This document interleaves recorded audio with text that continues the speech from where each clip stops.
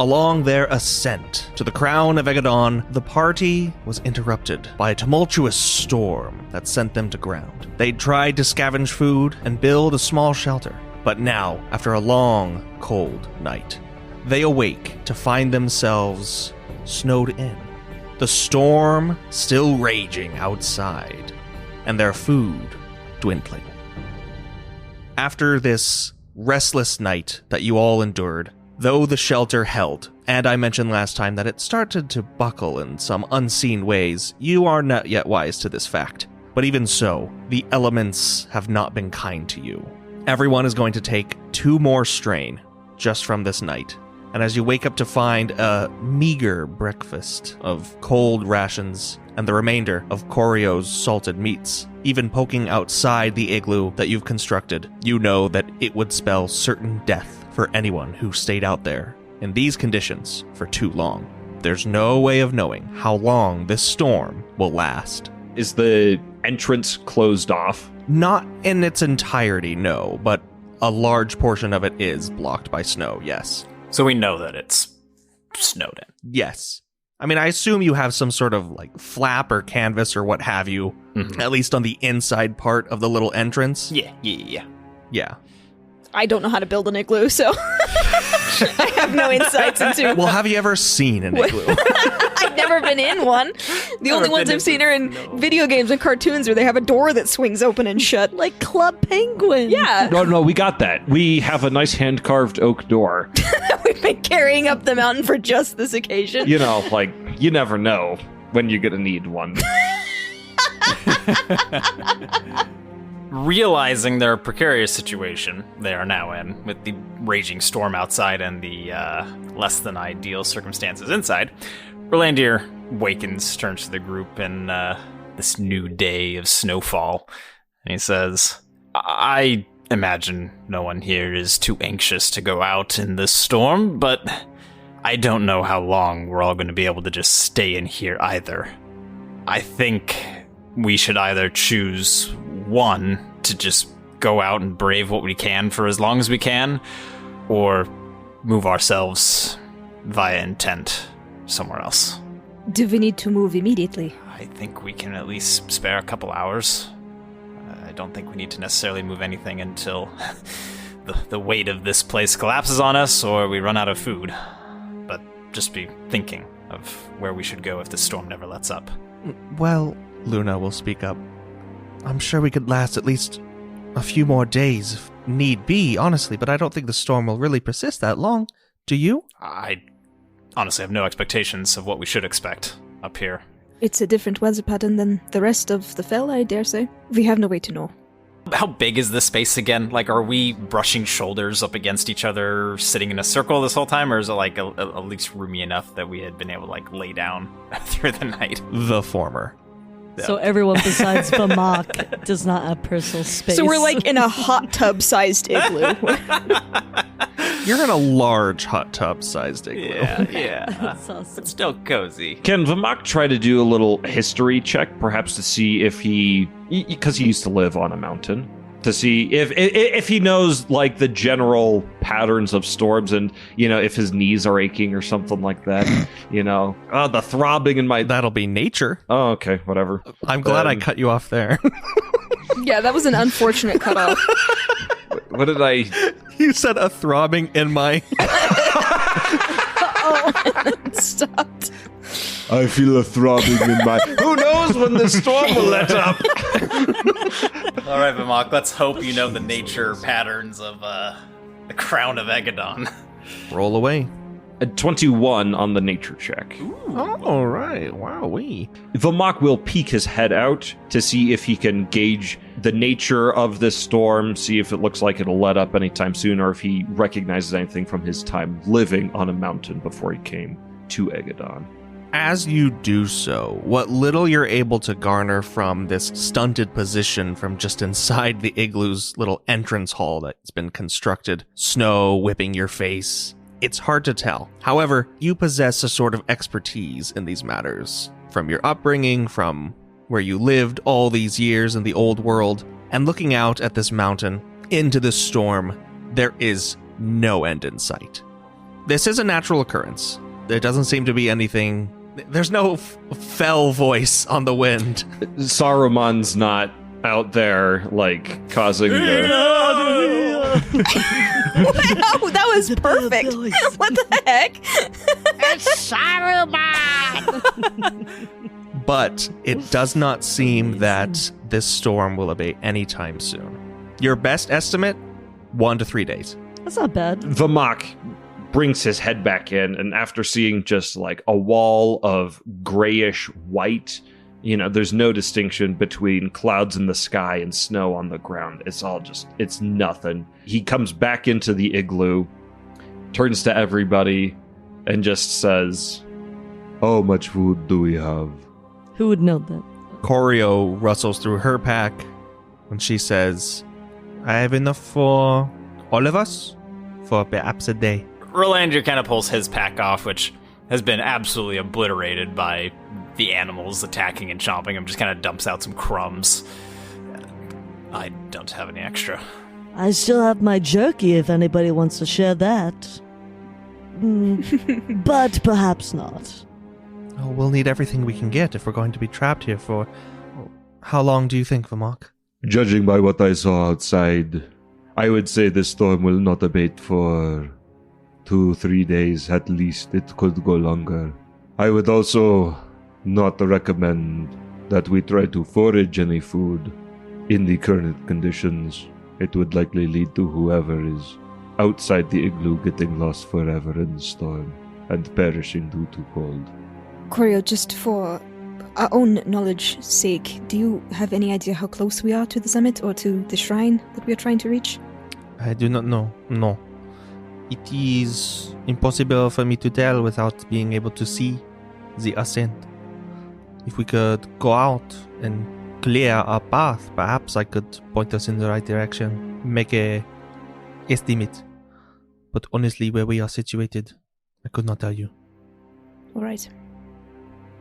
Well, as I said before, if worst case scenario, we can either relocate ourselves, or if we just want to stick it out and wait here, I can get some more food for us. But again, that's going to draw upon our intent. I'm not sure if we tried to relocate ourselves exactly where we'd go. We'd be going in some blind direction, imagining a place on the mountain that we can't see, that we don't know, that we've never been to before. To be honest, Luna, my thoughts were more, and he looks at Vamok, more as a place to weather the storm. Vamok, I know you do keep a place hidden between realms that we could escape to. That is an option. It does not have much in the way of bedding. There is some food and drink in this realm, sufficient for myself. I never intended to bring visitors to this place, but I could share what little there was, and it would be warmer than here. But I do not know if it would be worth expending the use of intent to get there. It is not much better than our situation here. Then we do not move yet. My only I have many concerns traveling by intent if we were to try to teleport, but we have no way to know if we would get out of the storm, if that is the way we wanted to try to go, or where we would end up. Frankly, it has not historically been the most accurate way to travel. In my experience, the best move would be to stay here, where we have guaranteed shelter, and we would have to steel ourselves. After today, the hunger would start to set in. We would get irrational, angry, probably pursue conflict with each other. But even worse than that is the cold. Once your body gets too cold, you abandon all sense of reason. There would likely be a number of us who would try to leave the igloo. Doing such would be, as I said, it would likely lead to death in a barren wasteland. So what I'm hearing is, if nothing else, we stay here, maintain our position, and food is a priority. We stay here, go hungry for a time, and as soon as the storm lets up, see if we can find something to eat. I know this isn't ideal and perhaps it will put us more at risk, but would you consider going to a former retreat? The cave that we came from just yesterday. Perhaps I could give us better shelter than what we have here. It seems we're stuck if it continues to snow. Do any of you have any confidence that we could get back to that cave in this storm? Yeah, not without magical means, no. And there's no guarantees that the storm is not also there. And it was more of an alcove than a cave. Just a suggestion. My apologies. All options should be discussed, but again, it could be likely that some other creature has taken up residence there during the storm as well. No, I think Vamok is right, that staying here is our best move, at least for our own well-being physically. Then the only question does become food. Well, Merlandir says as he is squished between Vamok and Brynir. Cozy. I don't know if there's anything really we need to discuss for our journey. It's just continue upward, and I, quite frankly, do not want to discuss any further exactly what we're going to do with the Heart of the Void. So, Val, if I remember correctly, you had a game once that you Everybody wants wanted come to back teach the people. game. The solitaire. Yeah. I think sort of like completely unbeknownst to himself, Val absolutely lights up at the mention of this stupid game. It is one of his favorite things that he did modify to feature more players, so we can play Aneda Thisura. Didn't you play it? You played it last time you were in Vamok's In demi-plane. Vamok's Yeah. pocket plane, yeah. The last time we had to stay put. Yeah, that's the last time we played it. When it was solitaire. Yeah. I think that was when it became a multiplayer game. It yeah. was. When I tried to teach Mick, it was still solitaire. Amazing.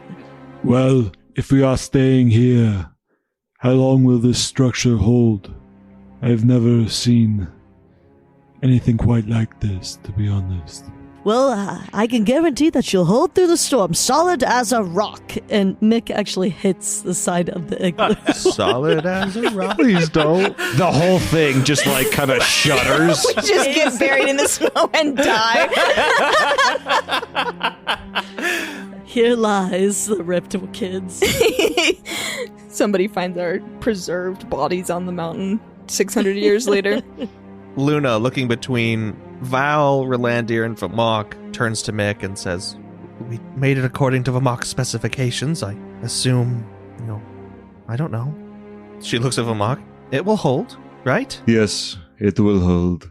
Assuming that none of you, He says, scanning everybody who helped make the igloo. cut any corners. A bead of sweat starts rolling down Rolandir's face. Val suddenly gets worried. That's amazing. It will hold just fine. Unless, of course, the snow gets completely buries us in. But in that case, well, it would not matter if the igloo was structurally.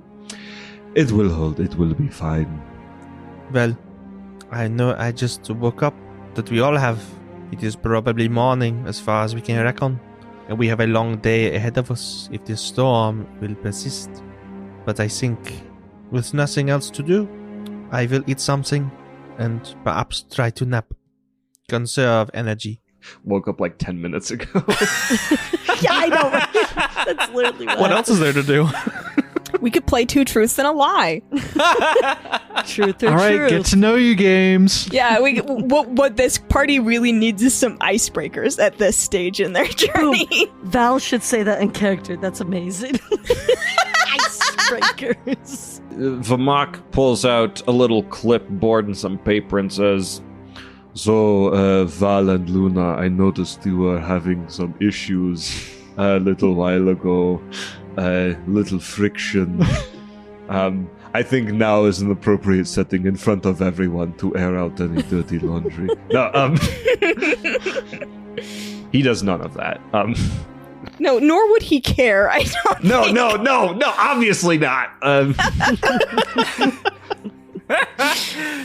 What was the last actual thing that Coriel said that they were going to sleep? Oh, she was going to Coriel said she was going to go to sleep, yeah. Okay. If she was going to eat and go to sleep if nothing presented itself to do. To that, Rolandir says, if you're just going to keep on sleeping, do you really need to eat?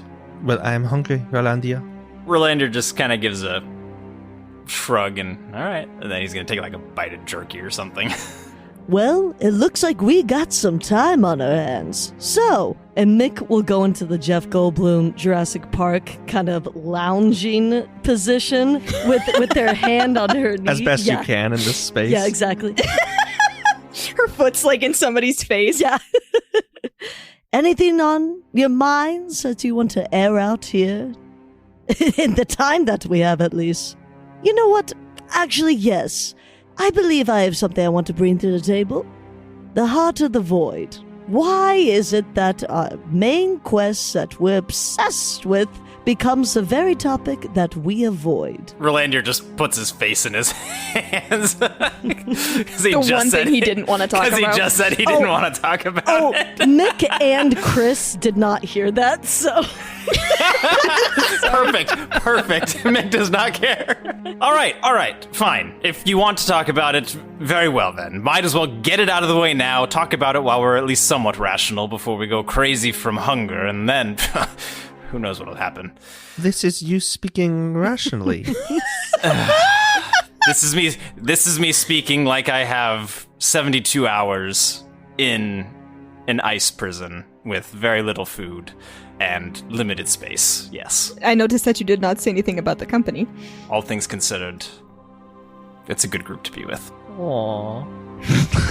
Vamak, so. And he looks over at Vamak.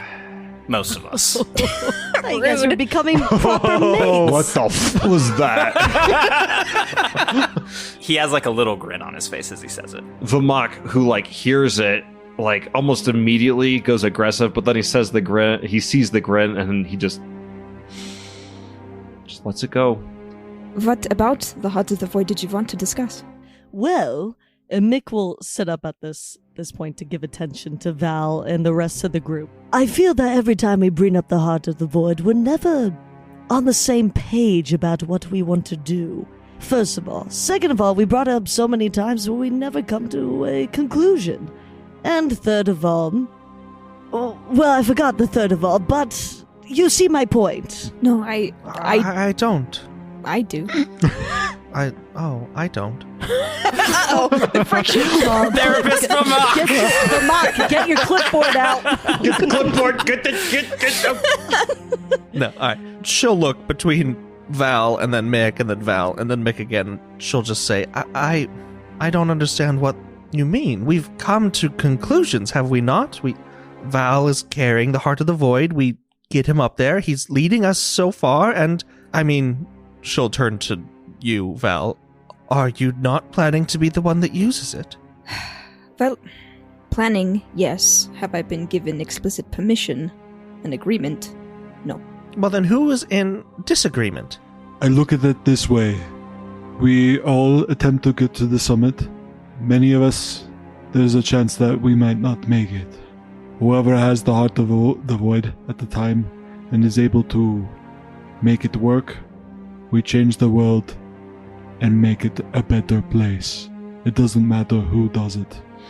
We all don't want the world as it is. I think we all agree with that. We certainly don't want Aegedon to look like it does now, but I'm not sure we all agree on what it is to look like in the future. Nor will we ever entirely agree.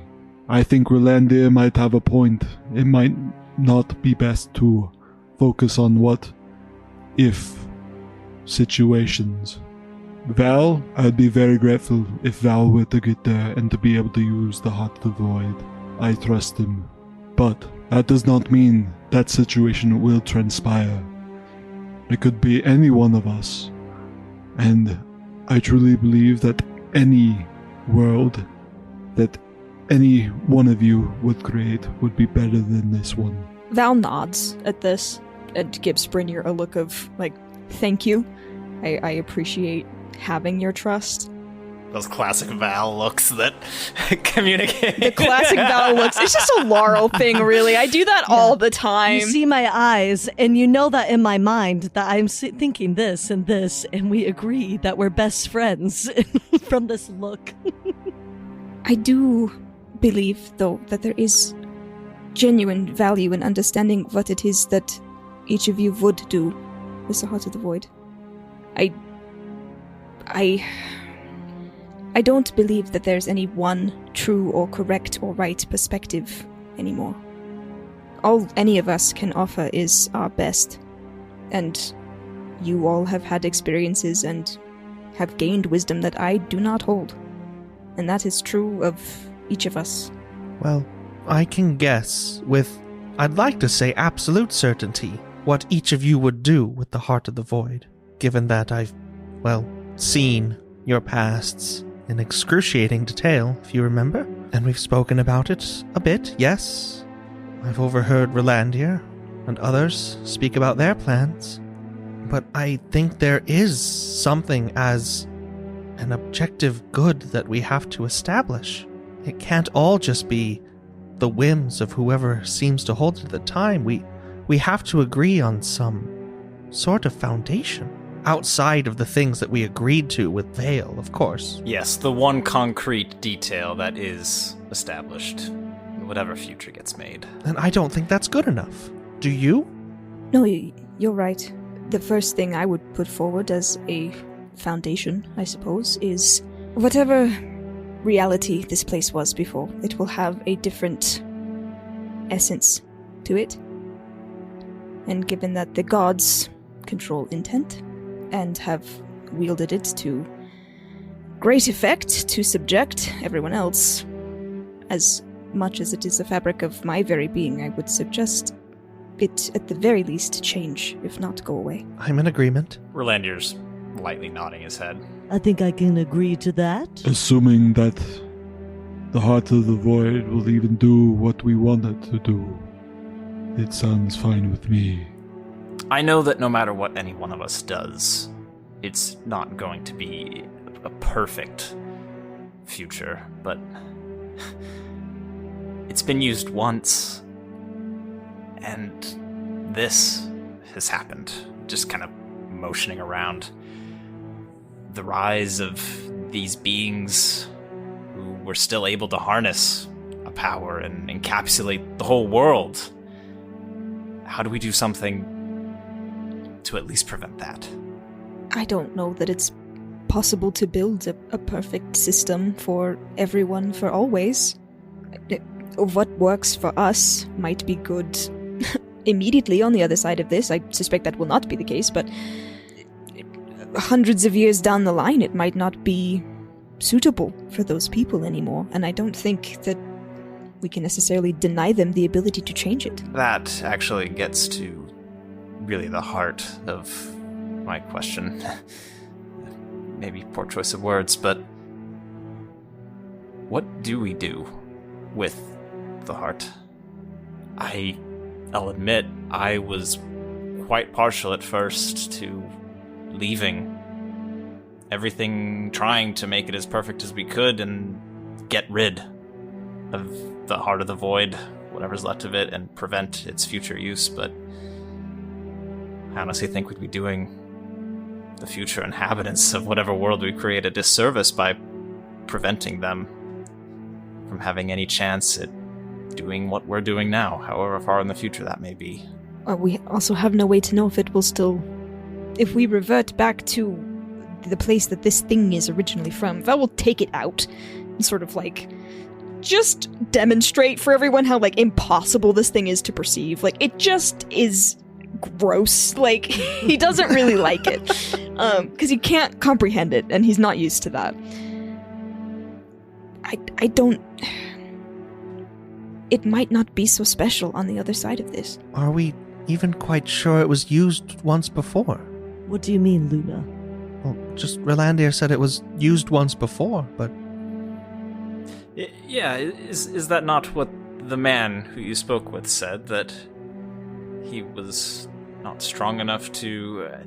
The way it could be failing me at the moment, but I interpreted that as he used it, but destroyed himself rather than destroyed the heart. He did destroy himself, but I don't know what it was he was trying to achieve through it.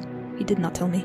It seems unlikely that this world ruled by egg and air and whatnot is what he was going for, whoever he was. I agree. It, to me, from what I can recall, sounded like, in a way, he was sort of contemporaries with them. They were trying to achieve one thing and he another, and he lost. Contemporaries? What does that even mean?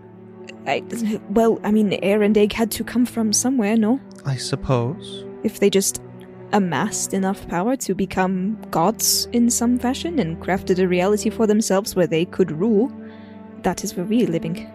But it's possible they were just simply beings from the world before this one. Or some other world beyond that. You see, as you're saying this, like, going further and further, there's, like, the smile that spreads across Luna's face, and she's almost, like, holding back a chuckle. he like, sort of stops. What? No, I think if Dominique were here, he would have just died. Very cavalier about mentioning Dominique, the man who shot her in the head. If anybody gets to mention Dominique cavalierly, it's Luna. She gets the pass. Well, speaking of which, that smile gets almost immediately, like, wiped off her face, and her hand, like, instinctually goes to the side of her head and then retreats back down to her lap. And she just gives a small grumble. Does anybody find it funny that we've been tasked, whether self-appointed or by others, to reshape the world through the heart of the void? That we get to make the decision? Now, I'll just speak for myself and maybe the rest of this group, but still, I'll speak for myself that I've made some hasty decisions in my time here with this company. Vamok raises an eyebrow. Acceptance for Mock is the first step, anyways. Choreo, who hasn't exactly drifted off yet, just gives a little laugh and says, "Do you honestly believe that you are the only ones?" No. I'm sorry, what? Well, we're the only ones with the heart of the void, so suck it. Yeah, we have the most power and the most responsibility, baby. Yeah, we're the closest to Spider-Man in this scenario. Yeah, really, and Uncle Ben. He died. Hey! Hey, foreshadowing.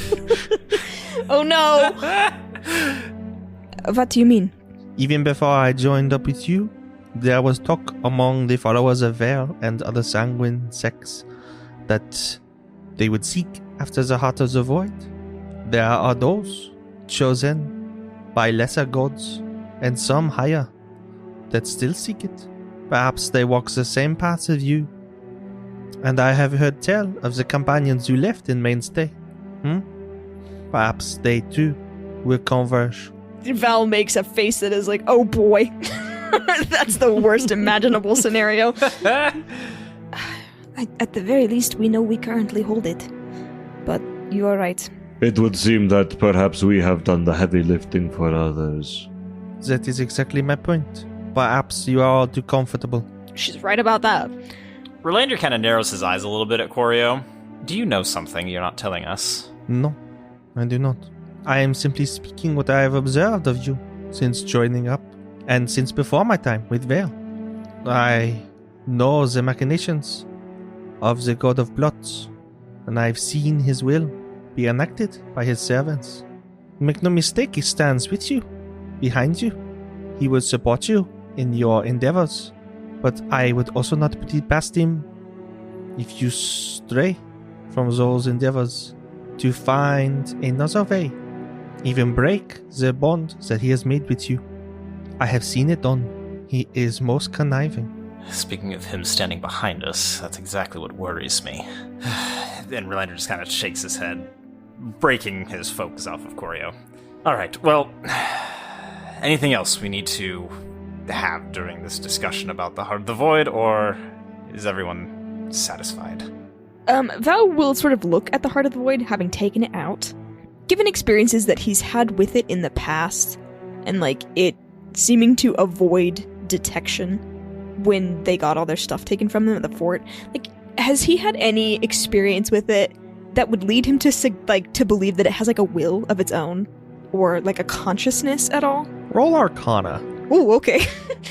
How many times do I wish I was proficient in Arcana? Yeah.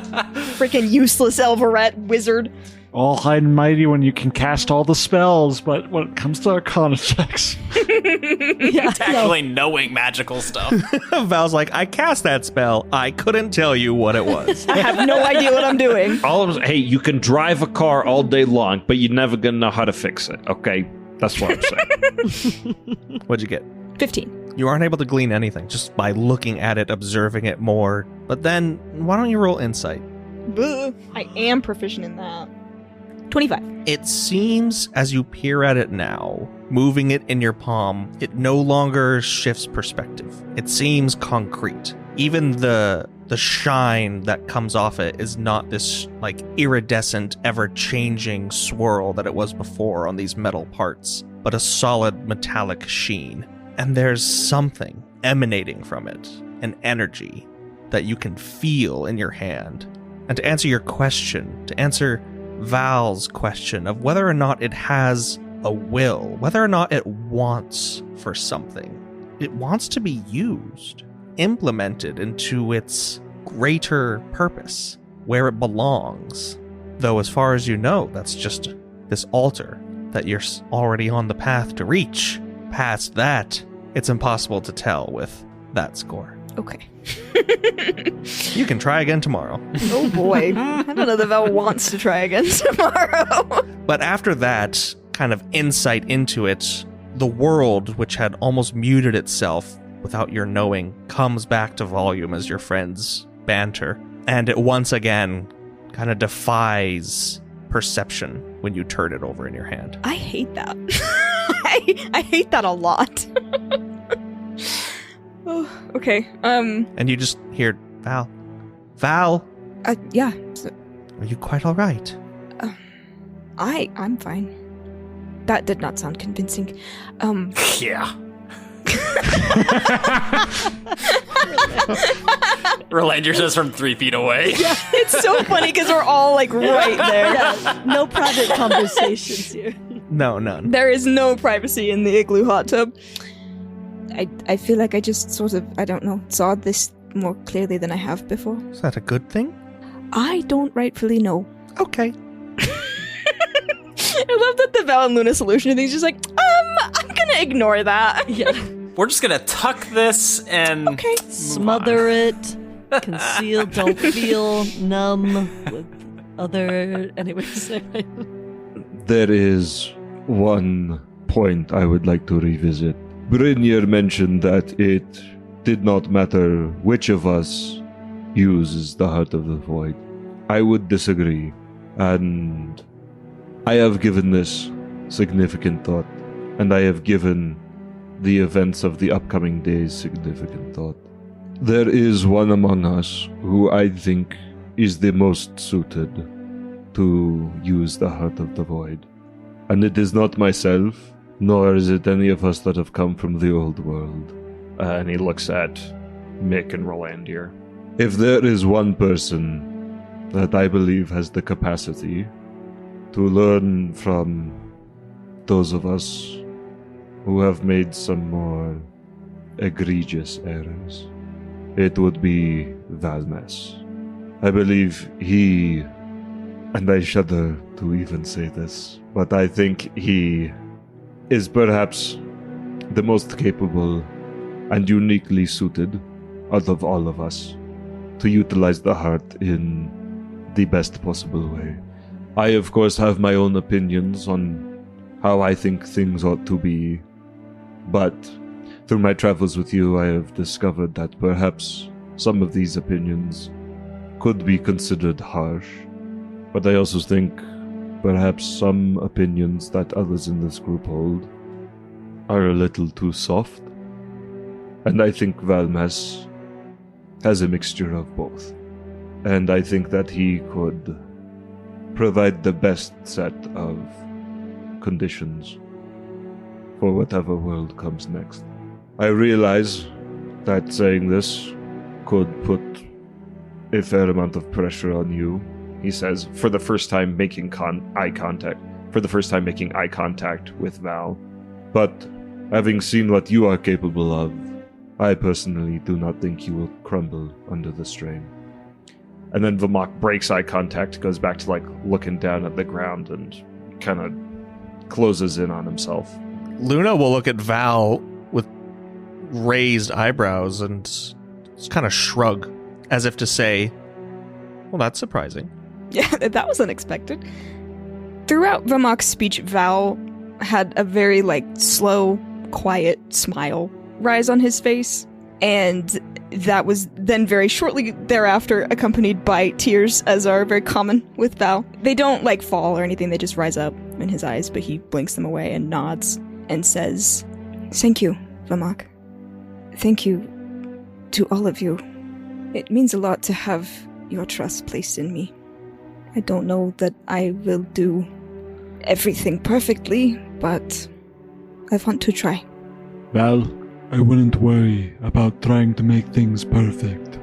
Regardless of the world, if people are allowed to make choices of their own, people will seek to make things in their own image.